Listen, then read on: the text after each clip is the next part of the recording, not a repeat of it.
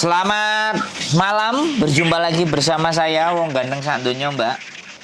Bagaimana saya bisa membantu sampean? Halo? Halo? Halo? Mbak? Ada orangnya nggak? Halo? Telepon diangkat tapi nggak ada orangnya. Oke, saya matikan. Bye-bye.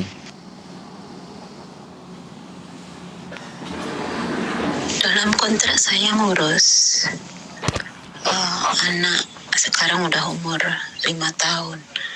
Nah, masalahnya ini yang kontrak keempat yang bulan 2 ini mau tanda tangan. Saya bilang sama majikan kalau saya hanya mau nambah satu tahun. Dia ndak mau bayar agent gitu. Ya udah, yang bayar saya gitu. Saya bilang gitu. Juga uang tiket juga saya lah yang membayar. Saya kan ndak mau berbohong lah sama majikan. Kalau 1 tahun, kalau 2 tahun, 2 tahun gitu. 2012 kemarin saya bilang agent kalau saya mau tambah kontrak, yang penting majikan mau ngasih uang makan saya, karena makan saya ndak dipikir gitu loh. Dia merasa keberatan karena dia gaji saya banyak. Gaji saya itu 6.000. 6.000 itu soalnya dia nyuruh saya ngerjain bersih-bersih rumah anaknya yang 2. Jadi rumah saya intinya rumah saya 3. 1 bulan sekali anaknya itu satu yang pertama ngasih 650, yang kedua juga 650, genepin 6.000 itu karena saya kontrak kedua saya nuntut minta gaji 6.000. Tapi dalam ganjalan saya ini, kontrak saya kan ngurus anak, sedangkan yang anaknya itu sama cucunya 2, adik suami istri sama cucunya 2 itu tiap hari 2 kali makan di sini itu loh. Tapi saya enggak pernah protes, saya diam aja selama 6 tahun.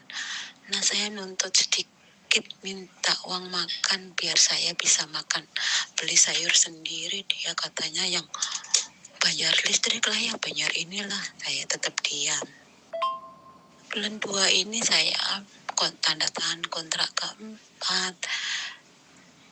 Kok saya kasih tiket hanya separuh satu jalan? Kan kalau saya enggak pulang kan kasih uang tiket PP. Itulah masalahnya, C. Saya harus gimana, bertahan di sini apa cari majikan, C? Saya bingung.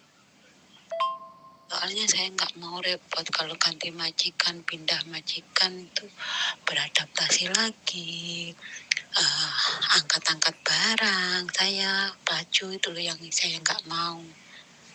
Tolong sarannya C ya. Oke, teman-teman semuanya, dia mengirimkan persoalannya melalui mode voice ya. Tidak dengan ngobrol. Jadi it's okay, tetap akan coba kita bantu. Buat saya, kembali lagi kalian menyampaikan pesan dalam bentuk dan model apapun, sebisa mungkin memang saya berharap untuk ngobrol. Karena pemahaman ketika kita ngobrol itu berbeda. Ketika kita hanya mendengarkan saja tanpa ada timbal balik hubungan feedback. Jadi ini mbaknya adalah ingin mempertahankan gaji 6.000. Dan gaji 6.000 ini didapat dan dia harus membersihkan 3 rumah. Ini luar biasa sekali ya. Kelihatannya kayak butuh banget ya dengan uang yang angkanya segitu. Kita tidak ngerti alasannya. Terus kemudian dia mau renew, kemudian renew, dia tiketnya cuma dikasih 1 kali jalan. Jadi namanya renew itu sebenarnya dia harus dapat tiket pulang dan dapat tiket balik. Harapannya dia seperti itu. Tapi karena lantaran terlalu banyak mentoleransi ke majikan, jadinya majikan pasti akan ngelunjak.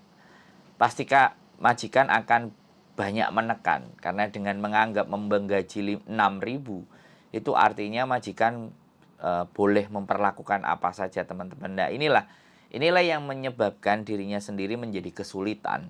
Buat teman-teman semuanya, gaji standar kita memang 473. Jadi ketika kita diberikan lebih, maka tuntutannya juga lebih. Dan mbaknya ini dengan alasan tidak mau, ibaratnya ribet, pindah majikan, adaptasi lagi, yang lama ini sudah dia oke.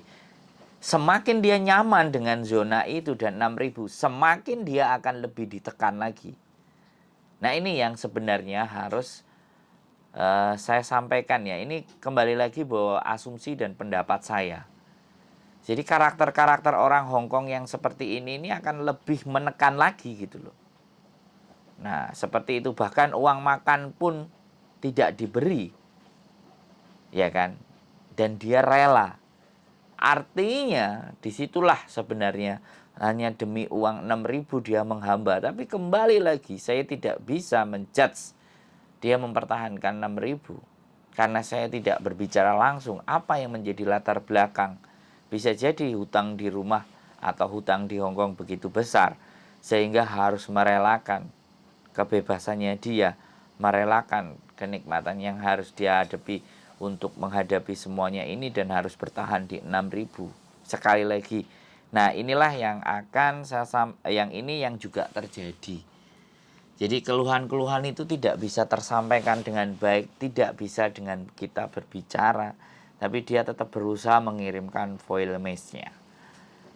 Jadi kalau saran saya, ya kalau memang dia mempertahankan gaji 6.000, ya diterima apapun yang menjadi perlakuan majikan selama memang tidak memukul. Tapi ketika sampean merasa bahwa majikan semakin hari semakin maafan, yaitu karena permintaan sampean yang minta naik gaji tadi. Jadi seperti itu. Jadi ini saya sampaikan buat teman-teman, sekali kita mau minta gaji, maka orang Hongkong akan menambah beban pekerjaan kita. Karena dengan nambahnya gaji itu eman-eman kalau nggak disuruh-suruh.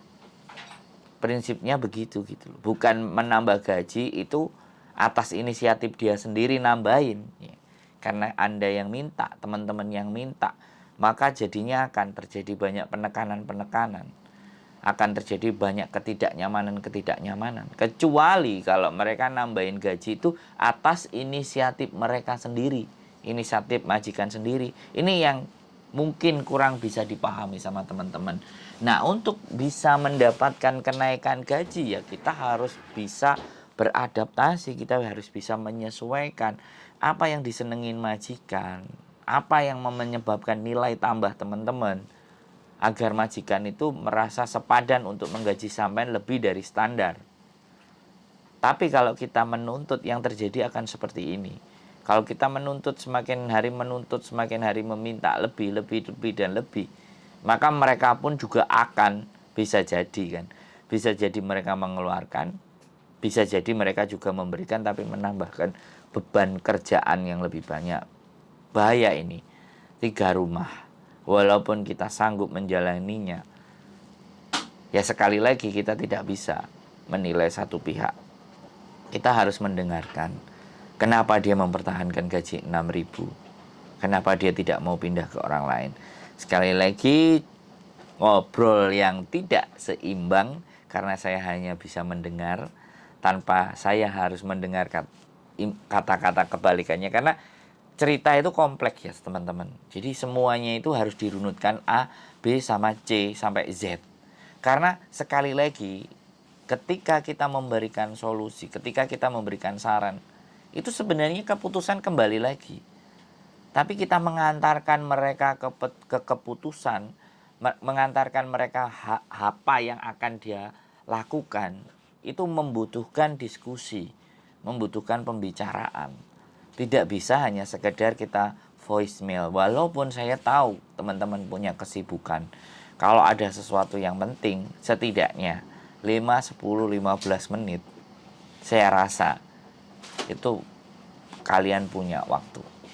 Oke, mungkin itu saja. Sekali lagi untuk Mbak E yang nggak sempat telepon, mudah-mudahan nonton konten ini dan bisa memahami. Itu saja dari saya. Keep stay tune in my YouTube channel and tetap semangat. See you.